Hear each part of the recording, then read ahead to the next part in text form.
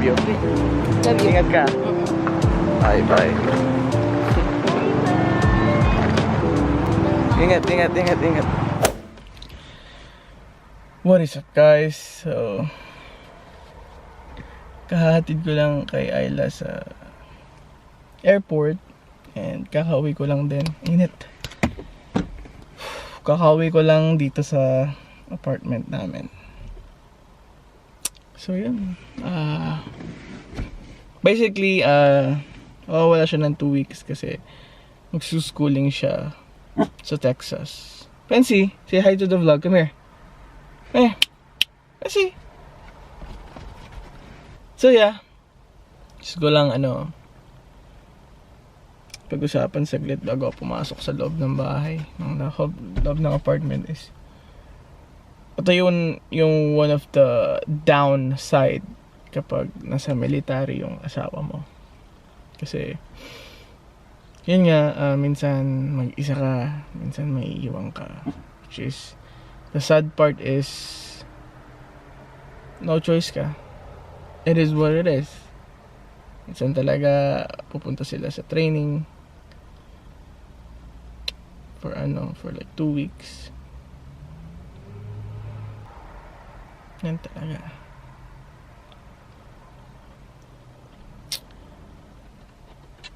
So yun nga, one of the downside ng asawa mo is military is maghihiwalay kayo. Of course, andun din yung good side ng downside na yun. Ano yun? Gets mo ba? Gets nyo ba? Kasi ang good side nun is syempre yung excitement effect kapag dadating sila. I mean, syempre sa relationship na kapag hindi kayo syempre lagi kayong magkasama sa relationship, di ba? Which is, don't get me wrong, maganda yon. Like hindi kayo naghihiwalay, lagi kayo magkasama. Maganda yon, syempre.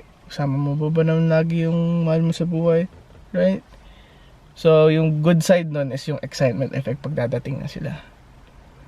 So, yung mga relationship dyan na na like, hindi kailangan maghiwalay. I think, you need to appreciate nyo yan kasi most of the married couple is dito sa United States especially is wala yung opportunity na yan na kasama sila palagi. And then one of the good side din na kapag umaalis, naghihiwalay kayo ng partner mo is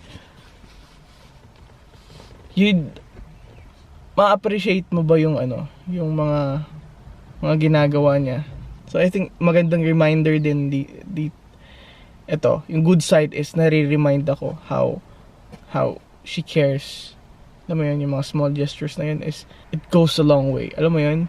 So yun yung mga good side ng naghihiwalay kayo for just for a moment. The thing is 2 weeks is fast, diba? It's still a no joke kapag syempre mawawala siya ng for 2 weeks eh. Of course, you'll miss her. Diba? Pero, the thing is, nalaman namin na madedeploy siya next year for 6 months. So, I think this is kind of like, text siya. Pero, tapusin ko lang to saglit. So, this is kind of like, warm up ba? 2 weeks warm up na mawawala siya kasi yung deployment, yun yung pinaka-pangit na word kapag nasa relationship ka tapos may military. Pinaka-pangit na word is deployment. I-appreciate nyo yung moment na magkasama kayo palagi ng partner nyo kasi hindi lahat ng relationship is nablasingan ng ganyan. So what's up guys? Focus, Lodi. Okay. So nag-text at tumawag si Ayla.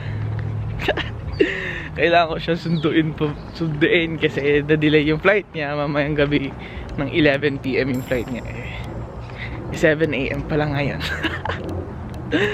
Yeah, susunduin natin siya ngayon pero switch tayo ng kotse kasi umaga na, mahirap na maghanap ng parking mamaya kasi Sunday ngayon. So kotse ko kasi nakapark sa designated parking. So, syempre pagbalik natin, may parking pa rin tayo. So, yun nga guys, meron pa tayong the whole day para spend yung time yung sa asawa natin. May dami ko sinasabi, makakasama ko din pala siya. Alright, drive ulit tayo and Bessie, you ready for the English pa more? Sige na, bye na. Bye, love you, ma. So yun, are you ready for the next drive-thru? Nagsasabi ko guys, pero ready na yan eh. What is up guys? So update, nandito na ako sa, nakuha ko na si Ayla. Andun na siya sa labas. So basically di pa kami umuwi kasi baka ma-change yung 11 PM sa 1 PM. So yun guys, katatapos nilang makipag-usap sa supervisor niya. Then naiba na naman, so 11 PM na daw ang flight niya. So yun guys, kakauwi lang namin and hindi naman kakauwi, kanina pa kami nakauwi. Katatapos lang ng morning session ng general conference. So, ang general conference is yun yung it's basically nangyayari to every twice a year. So, April, usually it's April and then October. Ito yung nag-gather yung mga prophets ng simbahan namin. And nag-share ng mga messages and testimonies nila about Heavenly Father and Jesus Christ. Kung interested kayo, ilalagay ko yung link down below. And na kung wala kayong ginagawa, kung gusto nyong malaman tungkol about Heavenly Father and Jesus Christ, you should, guys, check it out.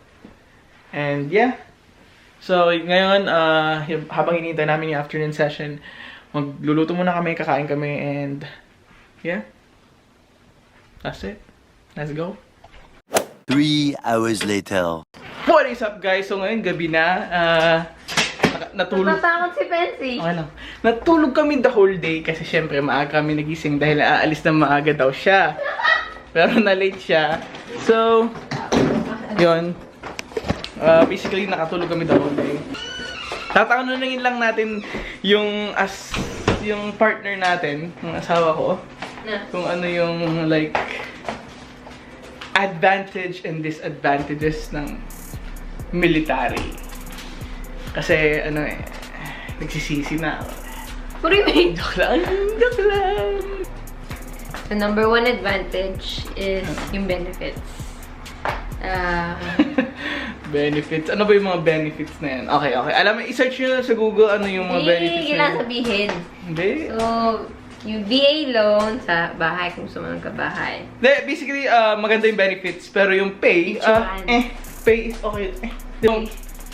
So, advantage ng military, suportado ka ng government as a family. Ikaw, supportado na asawa mo. Ako, wala akong ginagawa dito eh. Joke lang, nag-work ako. And ako sa groceries. Siya sa bahay. Gas. Ako sa groceries, sa gas. Sa rice cooker yung binili mo. Basically, groceries to siya sa bahay. Ano pa ang mga advantages niya? Advantage or disadvantage to eh. Pwede kang ma-assign sa mga ibang places, di ba? Yung mga ibang tao, gusto nila yon, yung mga ibang tao hindi. And then, ano ba? Yung lahat, I think yung advantage ng military para sa akin, ano ba bang advantage niya? Ano yung disadvantage? Lalayo ka sa pamilya mo. Lalayo ka sa family mo. And, ano pa? Yung basically yun. Mawawala ka. Sabi ko nga, 2 weeks lang siya mawawala, pero warm up lang yun kasi, di ba? Sabi ko, nalaman namin na madedeploy siya sa next year sa Saudi. Pero ano yung advantages ng like, umaalis ka, like 2 weeks. Yung mga advantages nun is, andun yung excitement pag uuwi ka, babalik ka, di ba? Yeah. Then yung excitement, and then yung appreciation kapag kahit yung mga small things, diba? Kasi nung umalis siya, na-appreciate ko gaano kalinis yung bahay. Na-appreciate ko yung presence niya lang. Parang tanga! Ay ko, tanga! Pero yun. So, hindi ko na i-vlog yung pag-drive ko sa kanya kasi basically pag binvlog ko pa yun na lang yung topic ngayon paghatid sa... Dalawang beses ba naman umalis? So yeah. So yan. Bigat niya. Diba? So laki-laki niya, no, guys. And the good thing is fully paid na yan. Bye-bye. Bye!